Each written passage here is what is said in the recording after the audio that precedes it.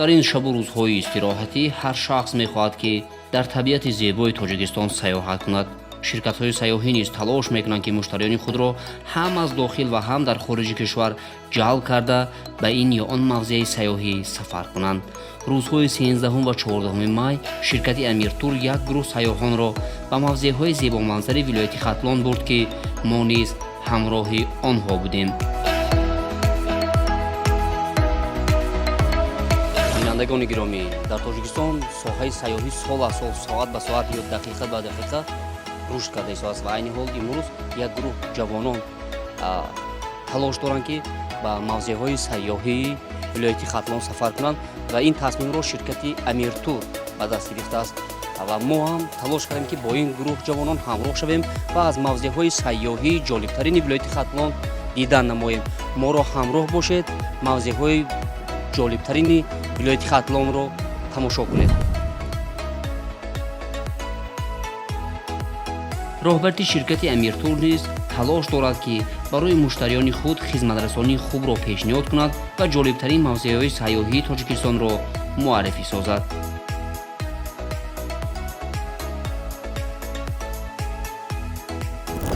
Сегодня мы едем в Чильдухтарон с ночевкой.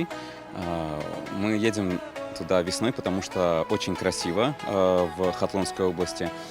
Мы сначала поедем через Балдживон, через Ховалинг, посмотрим красоты этого региона. Останемся с ночевкой возле Чильдухтарона. У нас там будет костер, приготовление пищи, палатки, музыка. В общем, все атрибуты хорошей поездки с ночевкой. На следующий день мы позавтракаем и погуляем снова по Чильдухтарону, посмотрим достопримечательности этого района. И поедем через Куляб, через Восе, чтобы посмотреть крепость Кульбук, парк, который находится в Кулябе, и много других достопримечательностей. То есть у нас на эти выходные большая поездка через всю Хатлонскую область, и я думаю, ребятам понравится. У нас собирается вот основной отряд людей, которые давно ходят, которые уже вот начали с зимы ходить, у них уже по 10-15 походов, они уже такие крепкие ребята, они уже знают, куда едут, все полностью готовы, уже все почти познакомились друг с другом. То есть у меня основная задача в походах, чтобы люди, которые приходят по одному, по два человека, чтобы они все сдружились, все стали сплоченным отрядом. Поэтому думаю, что все останутся довольны. Сезон ночевок только начинается у нас, и это очень красивое место для первого раза, потому что Чильдухтарон весной раскрывается на всю катушку, и думаю, всем будет хорошо. мо саҳари барвақт роҳ пеш гирифтем ҷониби сарзамини бостонии ноҳияи Ховалинг. дар дохили нақлиёт чанде аз сайёҳонро оиди табиати Тоҷикистон пурсон шудем. ҳар нафар дар бораи зебогиҳои ин диёр сухан мекард.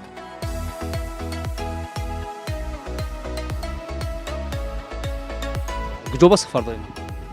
насиб карда бошад Чильдухтарон. бори аввал? Не, бори дуюм бор. Бале. хеле аз табиати Чильдухтарон?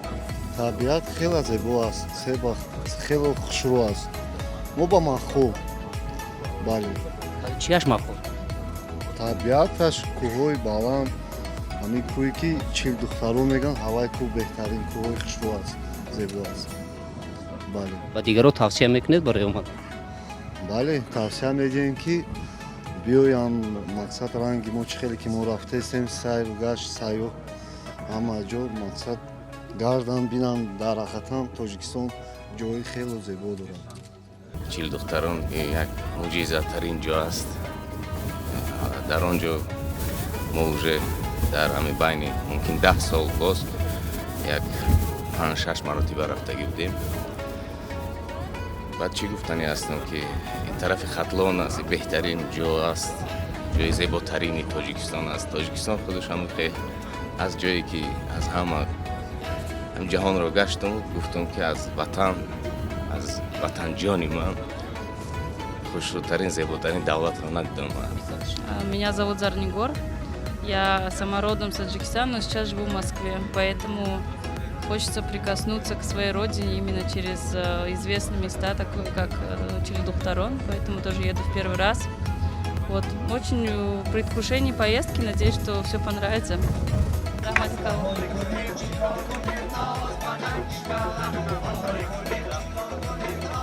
барои он ки роҳ дур асту сайёҳон дилгир нашаванд дар дохили нақлиёт сурудхонӣ ва зарофагӯӣ карда мешуд.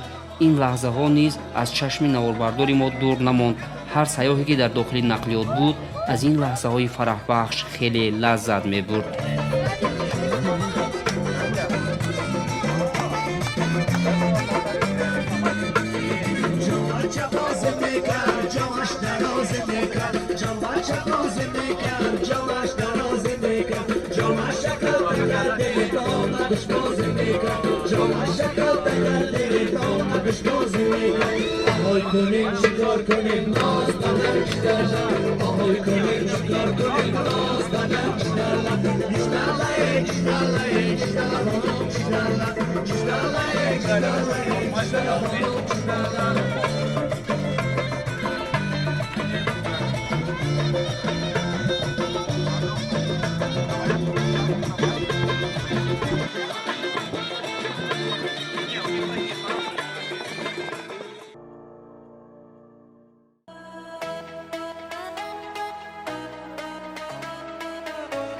аксар сайёҳоне ки мо бо онҳо сафар доштем аз хориҷи кишвар буданд.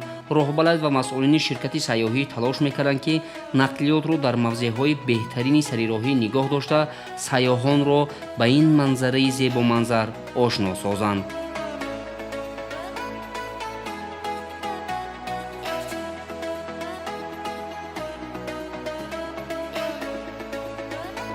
Меня зовут Настя, я приехала из Новосибирска, очень холодной Сибири, и мне здесь безумно нравится.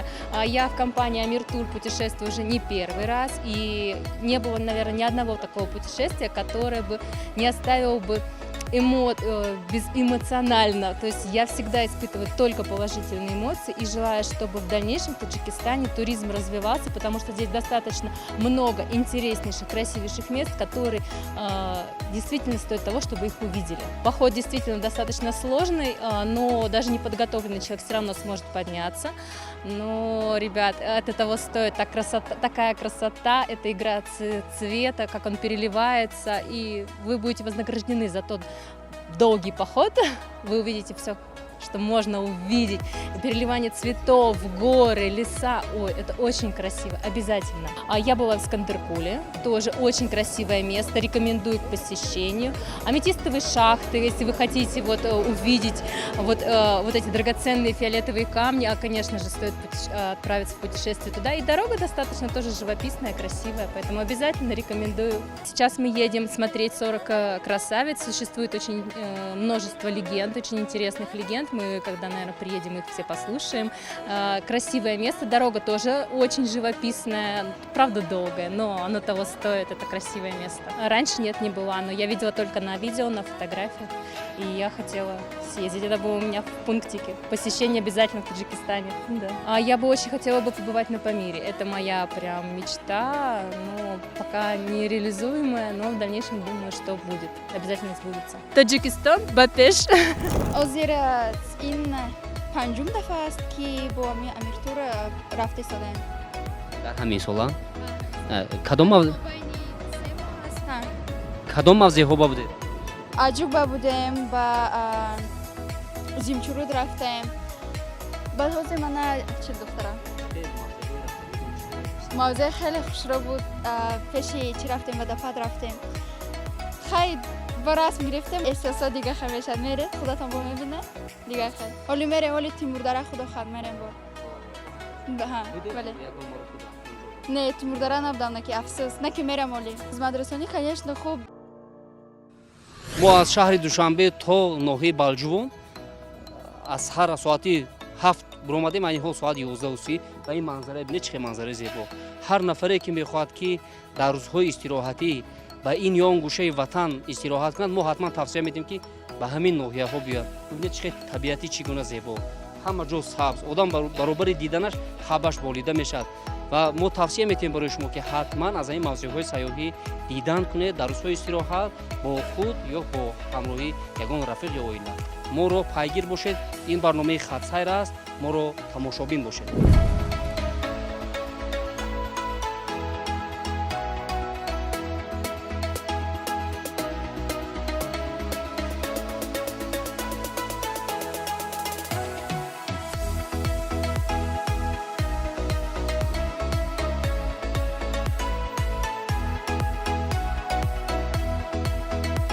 ноҳияи Ховалинг таърихи қадима дошта, нигораҳои пурарзиш ва табиати беназираш дили мардуми шарқу ғарбро тасхир намудааст. зиёратгоҳи Султон Увайси Қаранӣ дар ноҳияи баландкӯҳи Ховалинг буда, имрӯзҳо таваҷҷӯҳи мардуми зиёдро ба худ ҷалб кардааст. яке бо мақсади зиёрати қабри Султон Увайс, дигаре бо нияти истироҳату нӯшидани об аз чашмаҳои мусаффои ин макон рӯ ҷониби Ховалинг мекунад.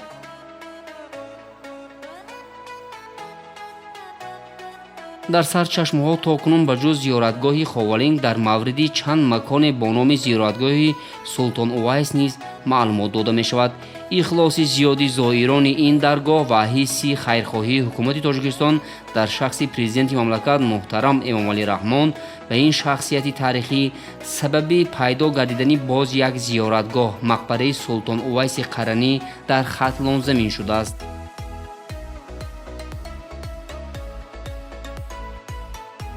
дар ин ҷо сайёҳон аз ҷумҳурҳои хориҷӣ бисёр меоянд, аз Афғонистон, аз Узбекистон, ай давлатҳои Америка, ай Германия, ай Россия, бисёр одамон ба иҷа сайёҳон бисёр омада тамошо карда чашмҳо ҳаловат бурда мераванд. ҳазрати Султон Увайси Қаранӣ раҳматуллоҳ алайҳ худованд аз дуои модар ба ин бузургӣ мераса ки вақте ки модаршон бемора об мега меояд ки модарша хоб будага косара дар кафи дасташ мегира ай намози хифтан то субҳи содиқа болои сари модараш заместа ки яке модарам дубора об нага таъхир кунам. вақте ки субҳи содиқ мешава модараш вайдор мешава, мебина ки писараш истодагӣ ова менӯшару ба худованд мегардуна, сидқан дуо мекуна ки парвардигаро ҳами писари мара худованд ба султонӣ бирасони. пеши мурданаш васият мекуна, шитри пайдо мешавад, тобути мара дар ҳамун шитр бор кунед, гӯштен куҷоеде ки хов рафт ҳамунҷо манзил накунед. ина кирмони Эрон да ҳамхел мақбара кадаги Озарбойҷонда, Туркияда, Афғонистонда да мавзеи Узбекистонда баъд ахиронаш ҳами ҷамеа шитри ҳазрат ки хов мерава ҳазрата ба хок месупоранд. вақте ки шитр мехеза иҷа 5 чашма мебурад. ай сари шитр ду пои пеш, ду пои қафош оя 15-16 километр боло я дашти калона шитрчаро меган ба номи ҳами шитри ҳазрат мондагӣ. таваллуди ҳазрат 592 мелодия 657 аз дунё гузаштагианд. дар синни 65 солагиш аз дунё гузаштагианд. ин сохтмонҳо ҳамае ки иншоотҳое ки дар пеши ҳазрат шудагӣ аз инро ҷаноби олӣ ай фонди захиравӣ ҷаноби олӣ сохта шудааст. мо ай ҷаноби олӣ беҳад миннатдорем. худованд ҳамеша саршуна сари санг карда аз тамоми балаҳои замини осмонӣ пешвои миллати моро худованд нигаҳбон бошад. умри дарози ба баракатиш буда фарзандоша худованд аз ҷамеъ офатҳо нигаҳбон бошад.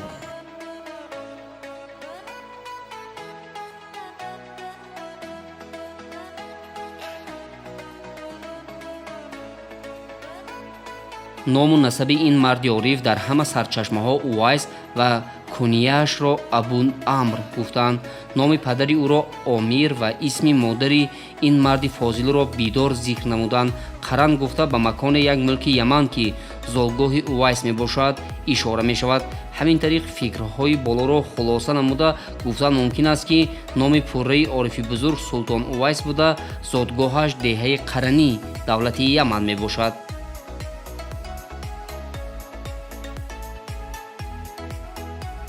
дар Тоҷикистон мавзеъҳои сайёҳати зиёратӣ хеле бисёранд.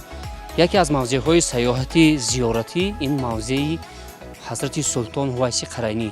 ҳангоме ки ба ин ҷо ворид мешавӣ бисёр ором аст. ҳатто чиқчиқи паррандаҳо ё сароидани паррандаҳо овозаш ба гӯш баръало мерезад. чунон ором аст ки ҳама чиз фаромӯш мешавад. як дақиқа агар дар ин ҷо истӣ тамоми ғаму ғусса гумон мекунӣ ки фаромӯш мешавад. ва ҳамзамон дар ин ҷо 5 чашма аст ки ҳар касе ки ба дилаш ягон нияте бо ягон дард дошта бошад бо ягон ният агар нӯшад шифо меёбад мегӯянд. ва бисёр ҷои ором, бисёр ҷои ором аст, ҷои зиёратӣ аст. ва ҳар касе ки мо тавсия метиҳем ки дӯстдорони ин намуди сайёҳат ба ин ҷо ташриф биёранд. имрӯзҳо сайёҳони дохиливу хориҷӣ ба ин зиёратгоҳи Султон Увайс хеле зиёд меоянд. дар назди ин мавзеъ низ фурӯшгоҳҳои алафҳои табобатӣ ва дигар молу маҳсулоти хоҷагии халқ ва ҳунарҳои дастии мардум ба фурӯш гузошта шудааст. ҳар сайёҳи дохиливу хориҷӣ агар майл дошта бошад, харидорӣ мекунад.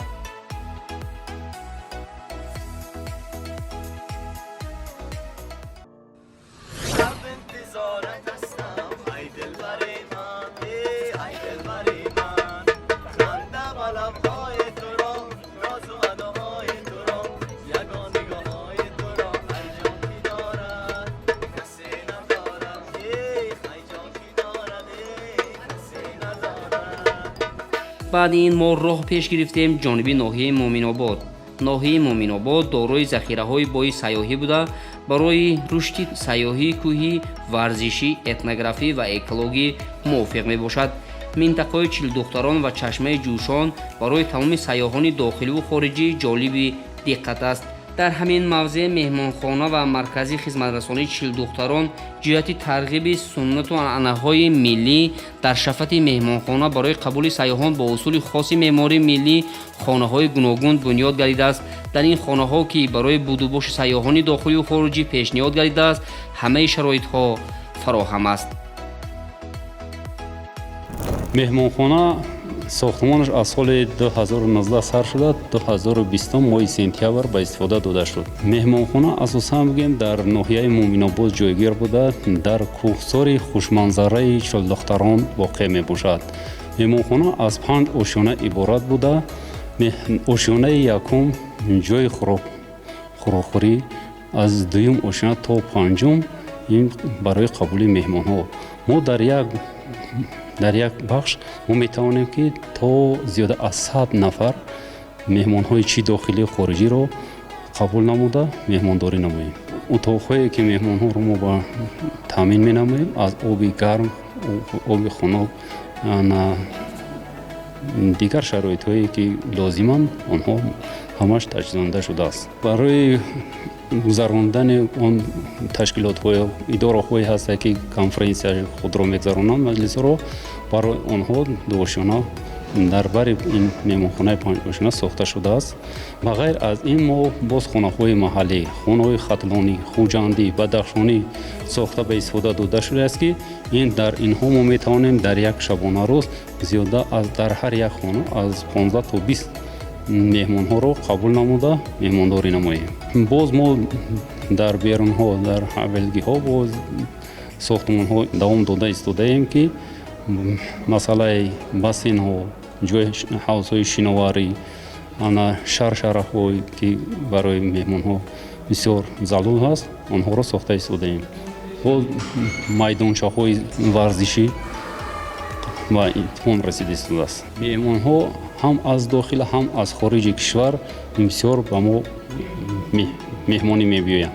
дар 5 моҳаи соли равон зиёда аз 1000 меҳмонҳои хориҷию дохилӣ ба ин ҷо ба меҳмонӣ барои саёҳат омада тамошо карда истироҳат менамоянд. дар оянда мо нақшаҳо дорем ки боз зиёдтар ин ҷоро ободтар намоем, то ки меҳмонҳо омада дар ин ҷо истироҳат намоянд. ҳарзи хизматрасонӣ хеле хуб мебошад. тамоми шароитҳое ки барои меҳмонҳо лозим ҳастанд, мо онҳоро таъмин менамоем.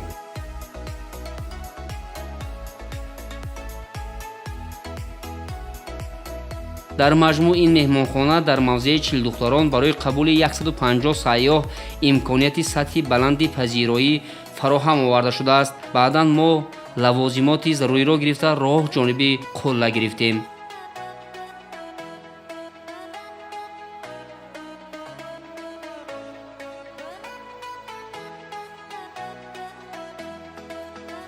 бинандагони гиромӣ, баъд аз чанд соати сафар манамо расидем ба Чилдухтарон.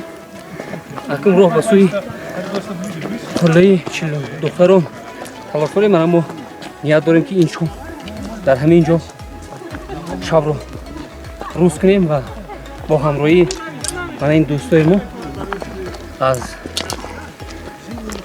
кишварҳои хориҷа, ҳама аз Тоҷикистон ҳастанд, ҳамсафарони мо умедворем сафари хуб хоҳем кард ва бо мо буданро фаромӯш накунед.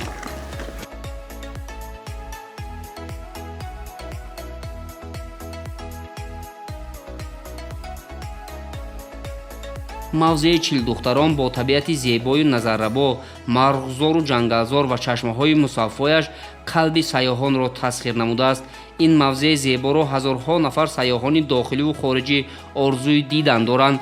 баъди расидан ба поёни кӯҳ мо низ дар қатори дигар ҳамсафарони худ хаймаи худро дуруст кардем.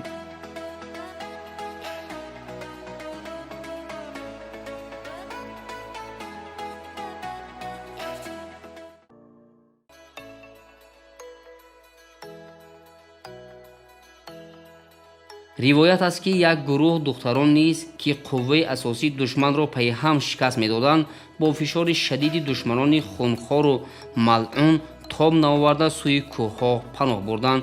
аммо мақсади душманон зинда дастгир кардани духтарон будааст. воқеан онҳо ба мақсади хеш наздик мешуданд. духтарон чун бебинанд ки аз дасти ин тӯда роҳи наҷот нест, ба даргоҳи илоҳӣ рӯ оварда илтиҷо мекунанд ки онҳоро ба ин девсиратон рӯбарӯ насозад. ҳамин тариқ 40 духтар ба санг мубаддал гардиданд.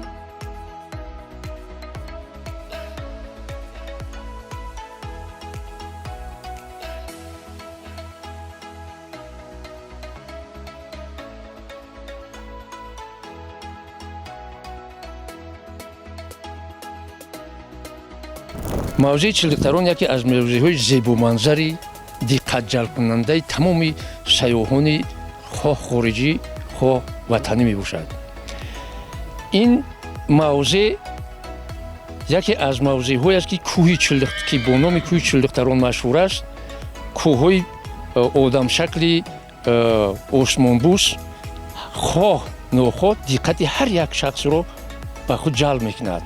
агар мо ба тарафи кӯҳ нигоҳ кунем, шакли одамиро ки мо гуфтем дар пеш дорад ва ривоятҳо оиди ин кӯҳ ва қиссаҳо бисёранд.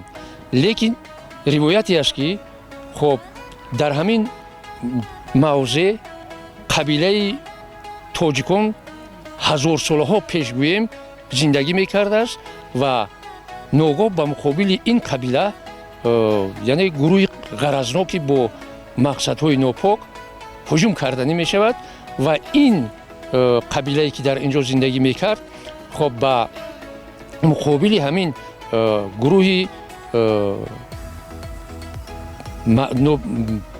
ки бо мақсади нопок мақсади гузошта буд ба ҷанг тайёр мешаванд ва дар баробари ин мардҳои шуҷоъ хоб 40 духтари дигар ҳам яъне синаро сипар карда ба муқобили душман тайёр мешаванд.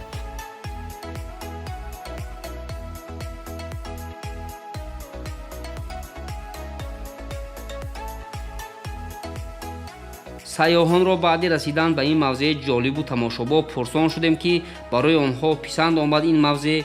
ҳар яке мегуфт ки ин манзараҳо хеле олианду ҷолиб.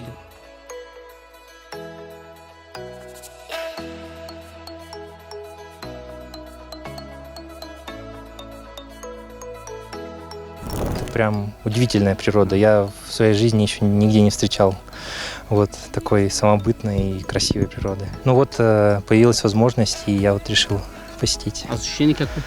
Вообще здорово. Здесь прям такие виды сумасшедшие. Очень классно. Ну вот я уже ранее ездил несколько раз в другие походы. Вот водопад Эхо, такой очень большой красивый водопад.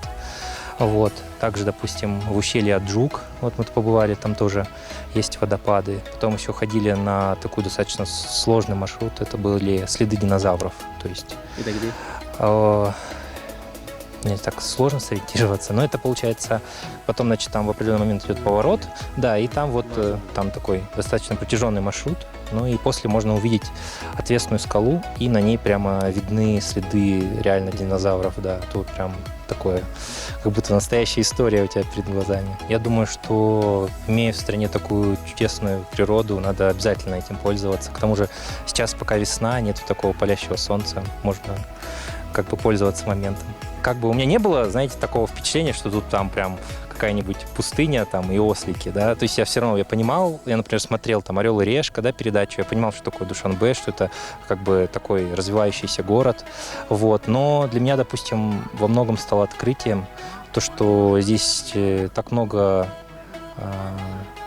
классных и интересных заведений, допустим, с едой, да, то есть здесь огромное количество там чайхана, ошхуна, там, вот, и везде очень красивые интерьеры, очень красивые, допустим, какие-то блюда можно попробовать, вот, классные, то есть такого в Москве, ну, точно нигде не найти.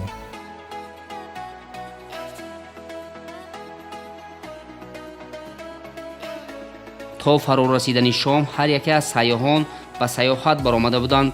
бо фаро расидани шом гулхан афрӯхта як қисмат дар назди он суҳбат ороста, қисми дигар бо суруду мусиқӣ фароғат мекарданд.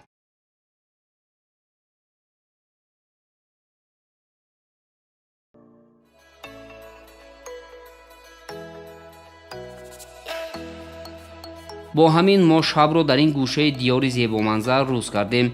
шаб ҳаво мӯътадил буд, аммо субҳ ҳавои боронӣ буд ва мисли он ки охири тирамоҳ бошад, шамол сардтар барӯ мевазид.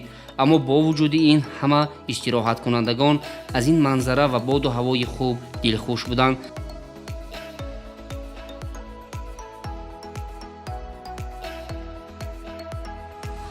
бинандагони гиромӣ, имрӯз 14 май аст. ҳавои дид, ҳаво чӣ гуна? мисли оне ки фасли зимистон мемонда бошад, аммо имрӯз 14 май аст. мо дар назди кӯҳҳои Чилдухтарон, беҳтарин мавзеи Тоҷикистон ҳастем. шабро дар инҷа сар кардем хушбахтона. ва вақти мо ин шом борон борид, лекин бисёр истироҳат кардем. рости гумон мекунам ки ҳозир ҳар як нафаре ки дар дорни ин хаймаҳо ҳастанд, мо ҳатман пурсем агар назари неки худро баён мекунанд, аз истироҳат баён мекунанд. ҳозир рафтам мепурсем ки чӣ гуна шабро истироҳат карданд. моро ҳамроҳ бошед. салому алайкум. рӯз бахайр. субҳ бахайр. чхер? шаб истироҳат чхер шуд? беҳтарин. ҳамин борон зад, ҳаво тоза шид рости гап. барои ҳамин акаҳози субҳ қати саҳар қати хестан ва ҳамун меҳмонхона рафтан дар кор, як саҳархӯрак кардан дар кор ҳатман. шумо чӣ хел хоб кардем? бад не, бисёр хуб. ман бовар дорам ки ҳар кас ай баъд аз ҳамин наворе ки мо пахш мекунем, баъд аз ин барномаи мо инҷо бештару бештар боз одамо ба дидани ин табиат мебиёнд. шаб хунук набуд? Не, ҳеҷ на. истироҳат чӣ? беҳтарин. чӣ тавсия мекунед? ҳамин одамо ҳама ҳамин передачаро тамошо кунанд, бисёртар ҳамин гурӯҳи мо дар ташкил шаванд ба саёҳат хеле ҷойи завқовару беҳтарин биёяд. бинандагони гиромӣ, новобаста аз боду ҳавое ки айни ҳол дида истодед, баъзеҳо тар шудан аз борон, баъзеҳо истироҳат карданд, лекин ҳама табшон хуб, ҳама табшон болида аст. боз мехоҳанд ки биёянд, мо ҳам мехоҳем ки боз биёем. бо мо шавед, бо мо бошед ва аз мавзеъҳои дилравои Тоҷикистон бохабар бошед ва истироҳат кунед. бори аввал аст ки дар Тоҷикистон дар дараи Чилдухтарон мо будем, кӯҳҳое тамошо кардем. ва ин умуман сайёҳӣ ба насли наврас, ба ҷавонон ҳисси ватандӯстӣ зиёд мекунад. дидани табиати зебои манзараи Тоҷикистон, дидани оромӣ, як оромӣ мебахшад. ва дар оянда мо тасмим дорем ки бо донишҷӯён дар дохили Тоҷикистон куҷое ки дастрас ҳаст, ба мо дастрас аст, тамошо кунем, сайёҳӣ рафем.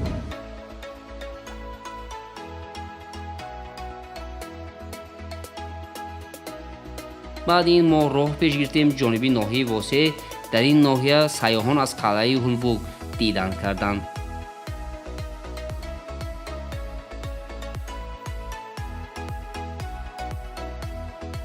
Мне здесь очень нравится. Первый раз в Таджикистане. Пытаюсь посетить как можно больше мест. Фанфарук, Аджук, 40 девушек, Чилдухтарон. Все прекрасно, мне очень нравится. Жарко, да, но все равно круто. Я считаю, что нужно как можно больше так вот путешествовать, чтобы развиваться, общаться с людьми. Это очень полезная практика, и можно найти очень много новых друзей. У нас открытие сезона походов с ночевками. Мы первый раз поехали в Чильдухтарон. Вообще вот именно в формате ночевок на 2 дня. Обычно мы на 1 день туда ездили. Всем очень понравилось. Погода немножечко нестабильная сейчас из-за того, что весна. Но все равно в первый день мы все, что хотели, сделали. Вечером там были осадки. Ну, следующий день, вот сегодня мы уже начали другие локации смотреть.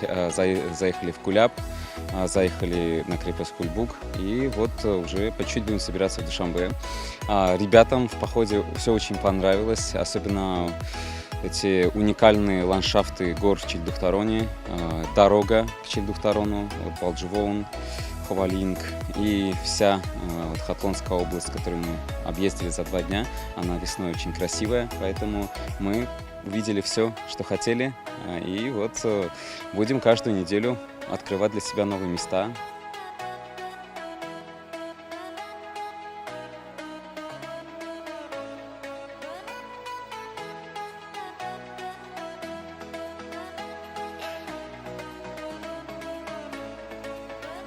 мавзеъҳои сайёҳӣ ёдгориҳои таърихӣ ва деҳоти дурдасти мамлакат ки дар гузашта чандон шароити мусоид надоштанд бо таваҷҷӯҳ ва ҳидоятҳои бевоситаи президенти мамлакат муҳтарам эмомалӣ раҳмон ва саҳмгузории шахсони ватандӯз ободу зебо мегардад ва дар он инфрасохтори зарурӣ барои қабули сайёҳони дохиливу хориҷӣ сохта мешаванд.